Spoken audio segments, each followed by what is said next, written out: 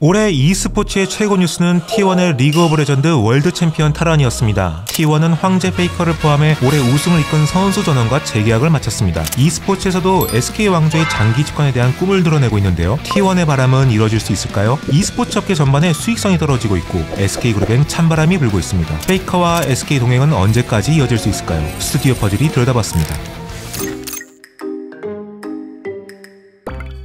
T1이 2023 리그 오브 레전드 월드 챔피언십 결승전에서 통산 4번째 우승컵을 들어올렸습니다. T1이 챔피언에 오른 건 2016년 이후 7년 만인데요. 챔피언 확정과 함께 T1은 우승 선수 전원과 재계약을 했다고 밝히면서 2024년에도 우승 지역들이 다시 한번 뭉치게 됐습니다. T1 입장에선 황제 페이커의 장기 집권에 베팅을 한 셈이죠. 페이커 이상혁은 지난해인 2022년 일찌감치 T1과 3년 재계약을 체결했습니다. T1이 롤 챔피언에 오르긴 했지만 전반적인 외부 환경은 좋지 않습니다. 우선은 e스포츠 시장 자체에 대한 전망이 그리 밝지 않습니다. 롤드컵 개최의 경제 효과, K-팝을 이어갈 다음 콘텐츠라고는 하지만 시장 규모가 성장한 것에 비해 수익성이 너무 낮습니다. 일반적으로 프로스포츠의 수익원은 중계료, 구장 티켓료, 굿즈, 스폰서 수입 등이 있습니다. 그런데 롤은 인터넷에서 무료로 스트리밍이 되기 때문에 중계료가 없습니다. 또 팀마다 구장을 갖고 있지도 않고 굿즈 수입도 미약한 편입니다. 사실상 스폰서 수입에 의존하는 거죠. 포브스에 따르면 T1의 기업 가치는 약 2,900억 원으로 현재 전 세계에서 가장 가치가 높은 e스포츠 구단 중 하나입니다. 그에 반해 구단 고가는 텅 비어있다 못해 빚을 내야 하는 상황입니다. T1의 지난해 매출액은 238억 원인데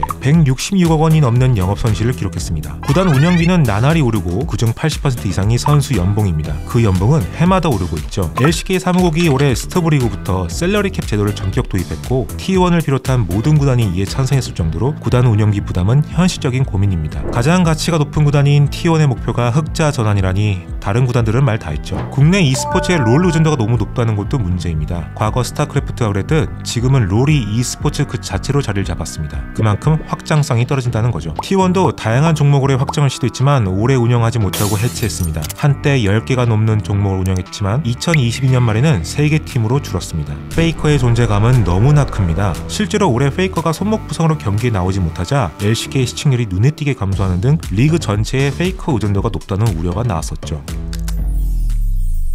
모회사인 SK스퀘어의 상황도 변수입니다. 현재 T1의 주주 구성을 보면 SK스퀘어 55.37%, 미국의 컴캐스트 34.33%로 공동 경영을 하고 있죠. SK스퀘어는 투자한 것들이 성과를 못 내고 있습니다. 그래서 돈 안 되는 건 다 팔고 있죠. 올해 보안회사 SK실더스의 경영권을 EQT 파트너스에 팔았고 OTT 자회사인 콘텐츠 웨이브도 포기하는 모양새입니다. 또 손해를 감수하고라도 11번가를 매각하기로 했죠. T1이 유일한 투자 성공 사례라는 말이 나올 정도죠. 상황이 이렇다 보니 SK스퀘어는 사실상 구조조정에 들어갔다는 평가입니다. 한때 게임업계 강자였던 삼성마저도 손을 털고 나온 게 e스포츠 시장입니다. SK도 언제 어떻게 엑시트를 할지 모르죠. SK는 프로스포츠 출구 전략을 쓴 전례가 있습니다. 바로 SK 왕조를 구축했던 프로야구단 SK 와이번스를 이마트에 매각한 거죠. 당시 프로야구에서 이 소식은 가히 충격적이었습니다. 그렇다 보니 윗분들의 결정에 따라 e스포츠에서도 언제든 철수할 수 있다고 보는 겁니다. 우린 지금 페이커의 시대에 살고 있고 황제는 다시 제자리를 찾았습니다. 왕조는 언제까지 이어질 수 있을지, 페이커는 그때도 여전히 SK와 함께하고 있을지 궁금해지네요. 지금까지 스튜디오 퍼즐이었습니다.